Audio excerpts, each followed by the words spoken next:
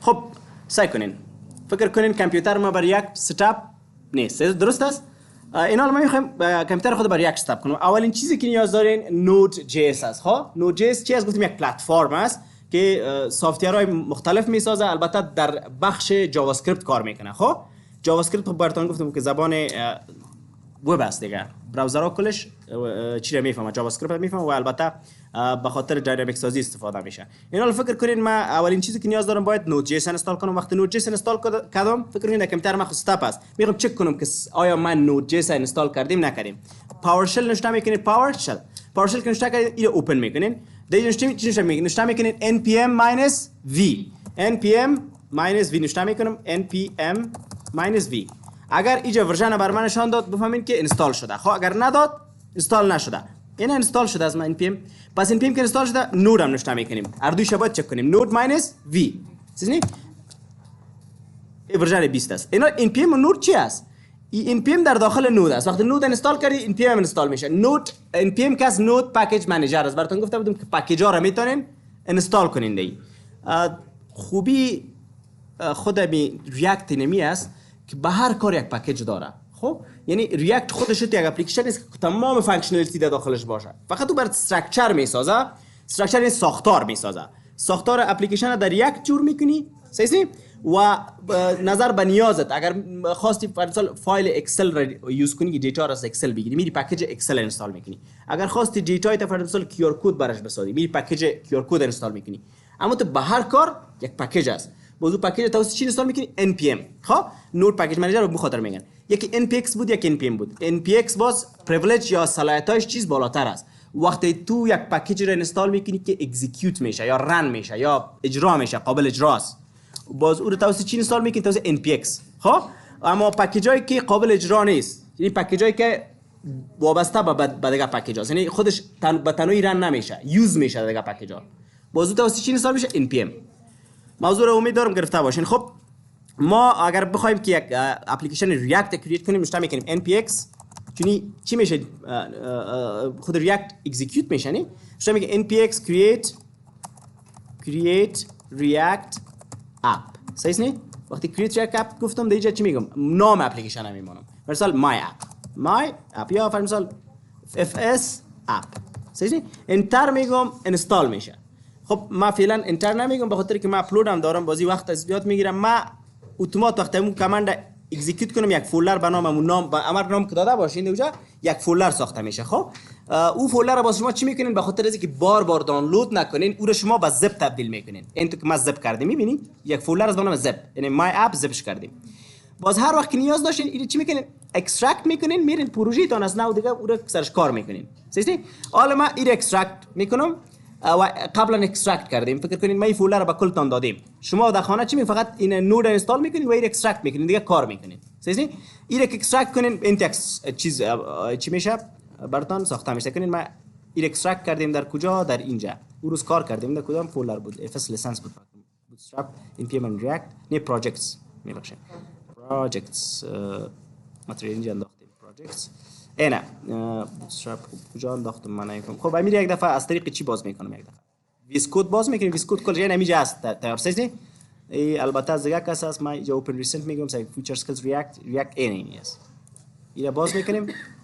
در کجا انداخته بودم؟ میره ما در اینجا انداخته بودم. گوش کنین. خب ما یک دفعه میخوایم ببینیم که می فولدر در کجاست. به خاطر که ترمینال باز کنین، ترمینال کنترل تلده میگیرین. خب کنترل تلده البته این میبین از ما کار نمیکنه، بس کامپیوتر کار نمیکنه. کار کنه باز اینجا در سه نقطه کلیک میکنین ترمینال، نیو ترمینال. صحیح نه؟ اینو که باز کردی اینجا اولین کار ما میکنیم، ما میخوایم فایل می بفهم کی در کجاست فایل پروژه. پس چی نوشته میکنم؟ pwd. در اینجا میخوایم چک کنم pwd تا امو دایرکتوری برام پرینت شوه. البته این اومد اینجا خودش اتومات نوشته کرده میده درایو دی اینی فولدر باز داخل از ریاکت npm باز اینی فولدر. این حالا میره برشان نشان میدم. فکر کنین وقتی که فولدر شما اکسترکت کردین این تو یک دایرکتوری کرییت میشه با این استراکچر. خب در اینجا میریم این npm es6. فکر کنین این تک دایرکتوری کرییت میشه، یک فولدر کرییت میشه. فکر کنین و این استراکچر داره، یعنی این فایل ها باید داخلش باشه، پابلیک باشه، نود مودیولز باشه، src باشه. خب دو ویدیو براتون این دانه تشریح نکرده بود که چی است. من اول تشریح میکنم. نود مودیولز فولدری است که تمام اونمو دیپندنسی ها یعنی خود ریاکت با بعض پکیج ها رپ یعنی نیاز داره که چی شوه رن شوه، یعنی اون پکیج ها اگر نباشه ریاکت نمیتونه چی شوه رن شوه. یعنی پکیج هایی که ریاکت به او وابستگی داره در داخل کجا ذخیره میشه؟ در اینجا. این پکیج هایی است که ریاکت همیال برش وابستگی داره. یعنی اگر این نباشه یک از این پکیج هم نباشه ریاکت رن نمیشه. و هر پکیج دیگه که اینستال میکنین در کجا میاد؟ در نمی فولدر میاد. ها هر پکیج اکسل از اکسل اگر سال کیو آر کد اینستال کنین کلش در مینوت مودیولز میاد. اینا پابلیک است. یک فولدر دیگه پابلیک است. درست است؟ در پابلیک اگر بیام یک آیکن است یا آیکن یوز نمیشه داو که رن میکنی یا آیکن میاد در صفحه که داشتین. این کل فایل ایندکس است. سعی کنین هر ما گفتیم که خود ریاکت چی است وقتی که ما اپلیکیشن خود رن میکنیم ما این ایندکس رن میکنم. درست شما ببینید ده یه چیز نیست سفید است.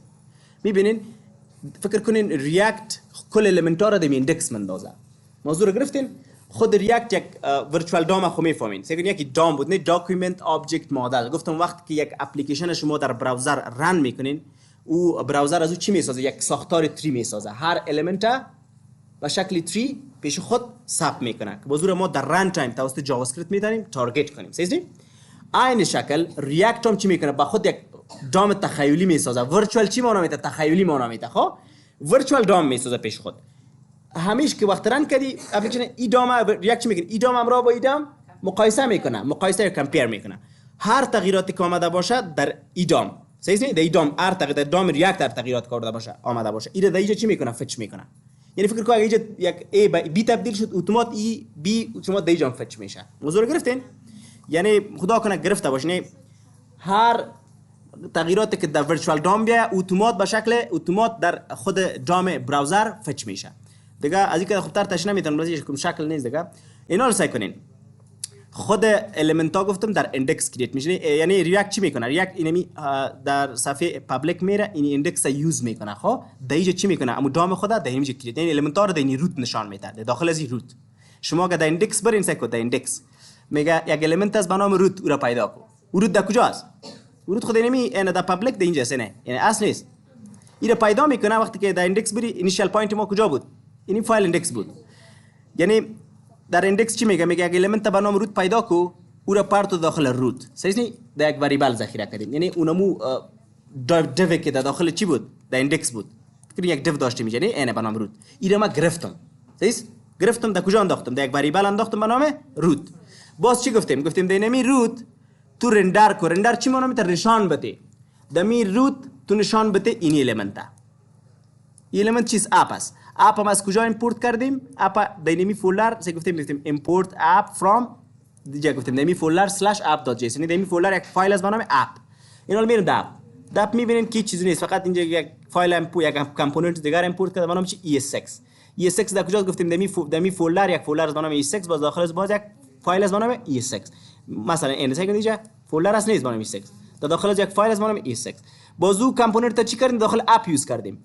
اینا ما ویدیو رو پاز میکنم. ویدیو رو پاز میکنیم اینجا برای شما امی ترمینولوژی زیر صحیح بفهمونم. خیلی بیا سعی کنین ما اگه عملاً براتون نشون بدم ما index.js داشتم در داخل index.js app.js یوز کرده بودم و در داخل app.js چی کردیم؟ ES6 یوز کردیم. فهمیدین یک کامپوننت در داخل دیگه کامپوننت میتونم ما در نمیشه یک کامپوننت دیگه رو دو کامپوننت هم رندر کنم. مثال براتون میدم یک فایل دیگه میسازم اینجا میگم فرض مثال نیو فایل صحیح hello world underscore world در نامای فایل که میتین خب چی فکرتان باشه که همیشه وقتی یک فانکشنال یک کامپوننت میسازین نام اولش با چی باشه؟ حرف اولش فلان باشه. خب اینجوری میکنم rfc صحیح استاب میزنم rfc یادتان باشه. خب rfc کی هر کس یادم نداره ما براتون شارتکات ها نشون میدم یادتان باشه rfc نوشته کردین. خب rfc تاب نوشته کرد زدم سعی کنم میگم rfc باز تاب زدم. اگر کار نداد شما نت فعال میکنین میرین در بخش چی اکستنشنز در اکستنشن ریاکت سرچ میکنین ریاکت انتر میگین امی چیزی که سعی کنین اینجا فقط میبینین. خب ما این اینستال کردیم ایرا و دیگه ریاکت ناتیو چیز ریاکت ناتیو به خاطر موبایل اپلیکیشن استفاده میشه. عین کانسپت است. شما ریاکت یاد بگیرید موبایل اپلیکیشن می ساخته میتونین. موضوع رو میفهمین؟ فهمیدین ریاکت ناتیو به خاطر چی استفاده میشه؟ به خاطر موبایل اپلیکیشن.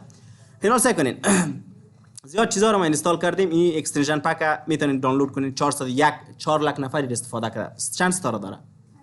این که اینستال کردین اینمی چیزایی که من اینستال کردیم باز ان شاء الله کار میکنه. خب اینمی شارتکت کار میکنه. کار نکردین اکستنشن ها رو اینستال کنین. خب بعد از باز ترای کنین ان شاء الله کار میده. خب امید دارم که موضوع رو گرفته باشین. من ویدیو رو خلاص میکنم دیگه. سعی کنین. ما چی کردم یک فایل به نام hello world کرییت کردم.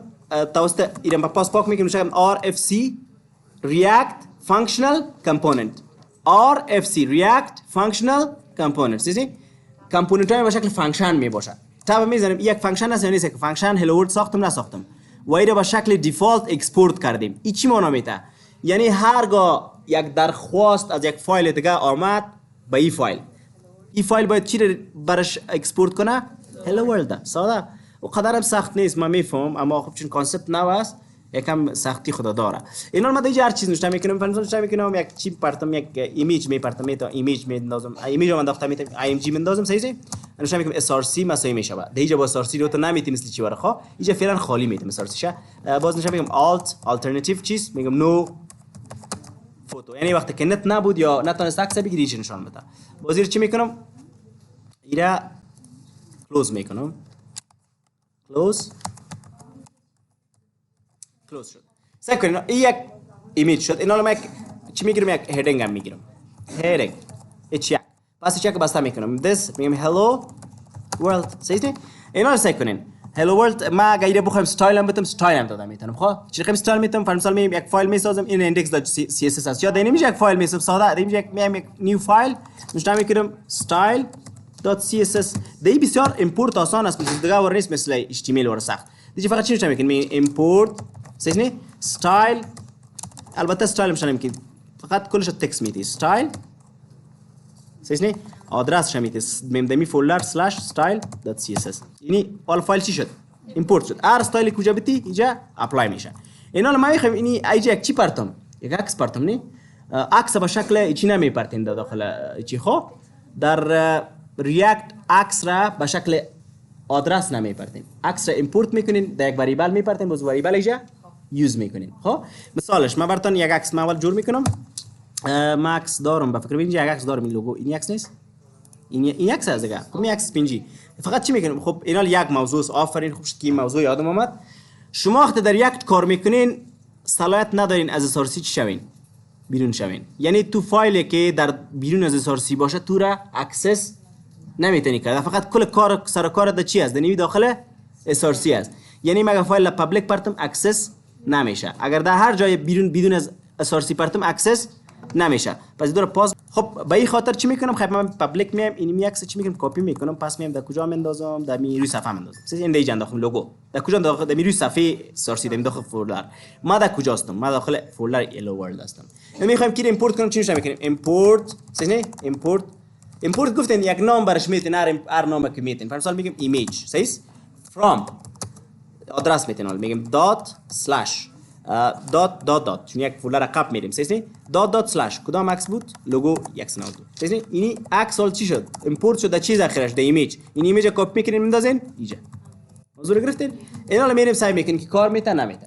خب اینا کار نمیته چون ما یوز نکردیم داخل app.js. اینا میگیم در app.js. صحیح در app.js یک چی میگیم؟ یک بیار میگیریم. ولی بیار چی میگه؟ بریک میگه. یک لاین بریک میگه. صحیح بیار میگیرم. اینا رو باز ایمپورت میکنم. چطور ایمپورت میکنم؟ چطور میکنم؟ hello world اتومات جو ایمپورت کرد. چرا؟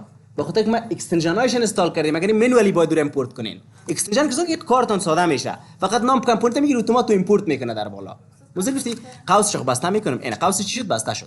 دیدین که اکستنشن ها چه کار آدم آسان میکنه؟ زنی به خاطر اکستنشن ها خیلی مهم است. خب شما رقم خوش دارین کار کنین مشکل کردنش بیام. خب به خاطر این کردن چی میگیم؟ npm start و اینو چی میگیم؟ سعی کنین اینی خو از روز قبل است. صحیح نیست؟ یه روز قبل از اینی ما چی که یک کامپوننت دیگه از زیر آوردم انداختم. عکسمون اومد. این ساده است یا HTML ساده بود؟